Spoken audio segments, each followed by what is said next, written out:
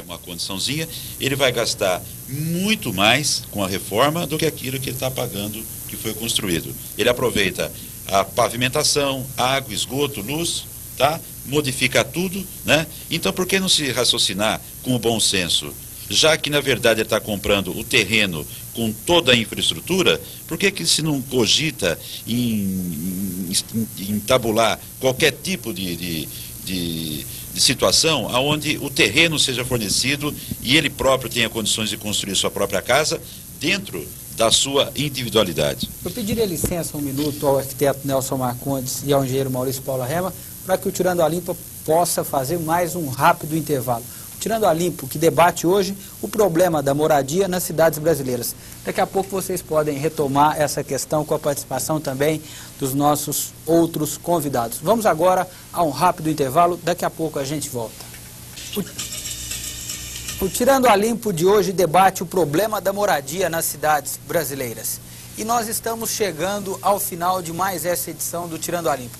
Agora eu gostaria que cada um dos nossos 4 convidados fizessem as suas considerações finais sobre esse tema, um tema tão amplo e que com certeza não se esgota nesses minutos que nós debatemos aqui. Eu começaria com o secretário municipal de Planejamento de Barretos, arquiteto Nelson Marcondes do Amaral Filho.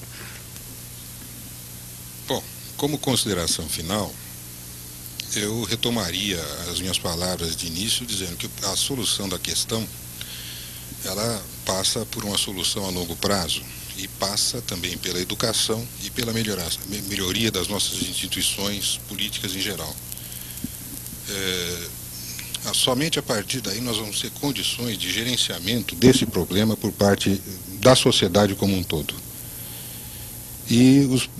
Creio aqui que o debate foi muito produtivo, eu aprendi muito com meus colegas debatedores. E só para terminar, eu lembraria mais uma distorçãozinha que ocorre nos nossos grandes conjuntos habitacionais, que eu acho que, por curioso, eu teria que relatar. O critério de definir quem vai ou não receber uma casa popular é pela chamada renda familiar, não é? E todos nós sabemos que a economia no Brasil, ela não existe. É como falar em planejamento no Brasil. O Jaime Lerner, que é um dos arquitetos políticos que deu certo nesse país, ele fala que planejamento no Brasil é tratar com psicanálise quem está morrendo de esquistossomose. É mais ou menos isso. Então, como está dizendo, a economia no país, ela é 80% informal. Então, na hora que você for caracterizar a renda familiar de uma família, essa família às vezes tem uma renda 3, 4, 5 vezes superior àquela que ela pode declarar. Então, o que acontece? Uma família dessa pega uma casa embrião dessa e realmente ela tem condições de, com o tempo, melhorar muito a qualidade daquilo que ele recebeu. Então, essa é mais uma distorção que ocorre em função das nossas instituições estarem falidas. Hoje você não consegue, hoje a renda, todo mundo sabe que a economia informal impera, e graças a Deus impera, que é a que funciona. Muito obrigado, arquiteto Nelson Marcondes do Amaral Filho. Palavra com o engenheiro Jairo Machado Júnior, presidente da Associação Barretense de Engenharia, Arquitetura e Agronomia. Bom, a nossa consideração final é de que realmente o Nelson tem razão, o que acontece é isso. E esse plano, convênio aí assinado, ele vem justamente pegar as pessoas de baixa renda e os engenheiros que iriam administrar isso. Com isso, a associação procura tentar melhorar o nível dessas casas, pelo menos por parte desse convênio. As outras, acredito que vão continuar ainda por muito tempo no mesmo rumo que nós debatemos aqui. É isso que eu tinha para falar.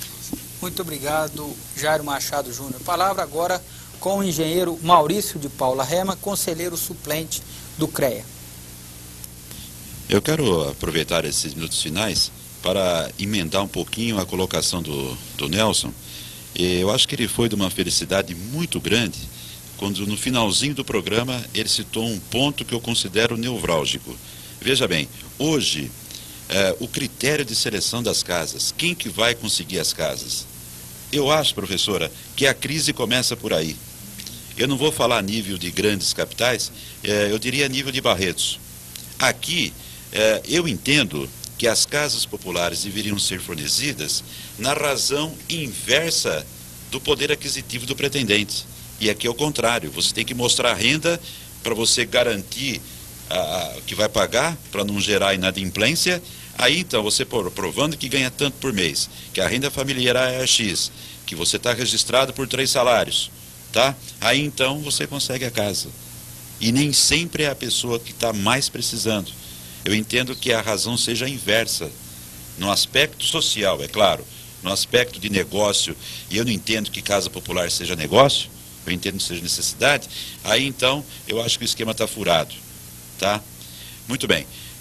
Para dar só uma pincelada final, eu acredito também que por ser casa popular, eu insisto nesse aspecto, porque eu acho que é uma questão fechada, nós temos um país com uma imensa área de terra, tá? Nós temos terras ociosas dentro de Barretos, em Colina, em Sorocaba e dentro de São Paulo até. Nós somos um país rico, nós temos uma disponibilidade de terra muito grande. Por que não se estabelecer lotes populares com um pouco mais de área, para não ficar aquele formigueiro, aquela coisa confinada, aquela ideia de cortiço mal organizado? Por que não abrir, não dar espaço, não dar transparência para as casas populares, para que eles possam fazer uma ocupação melhor daquela área disponível? Então são colocações que eu apresento a nível talvez de Barretos, não sei se seria a mesma coisa essa realidade para outras cidades, mas do nosso porte para baixo isso seria perfeitamente possível. Muito obrigado, engenheiro Maurício de Paula Rema. A palavra com a professora Arlete Moisés Rodrigues, do Departamento de Sociologia da Universidade Estadual de Campinas. Eu queria aproveitar esses minutos finais para dizer que eu deixei ontem no Colégio Soares, com os alunos, a proposta da iniciativa popular, emenda popular, portanto, do Fundo Nacional de Moradia. E que, nessa proposta do Fundo Nacional de Moradia, algumas das questões levantadas aqui, o Movimento Popular de Moradia aborda. Entre elas, essa questão de que não é possível considerar como um banco a forma de restituição das parcelas mensais. Então, eu queria solicitar aqui aqueles que consideram que há possibilidade de não resolver, mas pelo menos melhorar algumas das formas da distribuição, pelo menos de recursos, que se engajassem nessa campanha de assinar o documento, se concordarem com ele, de divulgá-lo, porque dia 18 de novembro haverá uma caravana dos movimentos de moradia para Brasília para entregar essa proposta ao governo federal e ao parlamento. Então, acho que é uma das formas que a gente vê como uma questão política de tentar intervir nessa questão, não transformando mais em banco. Eu quero terminar ainda agradecendo a possibilidade de estar aqui presente. Eu acho que a gente aprende sempre, eu também aprendi, e agradecendo por isso a iniciativa do professor Kiki e da Lu, que no Colégio Soares acabaram promovendo um ótimo debate da questão da moradia ao nível nacional e especialmente em Barretos, saindo inclusive em passeata, mostrando a sua compreensão do problema. Muito obrigada. Muito obrigado, professor. O Tirando a Limpo de hoje vai ficando por aqui. Nós agradecemos especialmente a cada um dos debatedores que se dispôs a vir até os nossos estúdios para discutir o problema da moradia nas cidades brasileiras. Professor Arlete Moisés Rodrigues, do Departamento de Sociologia da Unicamp, engenheiro Jairo Machado Júnior, presidente da Associação Barretense de Engenharia, Arquitetura e Agronomia, engenheiro Maurício de Paula Rema, conselheiro suplente do CREA, e arquiteto Nelson Marcondes do Amaral Filho, secretário municipal de Planejamento de Barretos. Muito obrigado a todos. O Tirando a Limpo de hoje fica por aqui. Nós voltamos na próxima quinta-feira, às 10 da noite. Boa noite.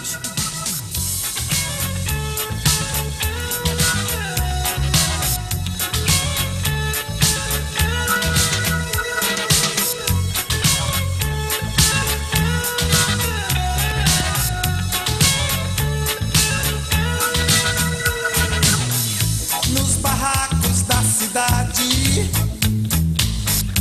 ninguém mais tem ilusão. No poder poder da autoridade.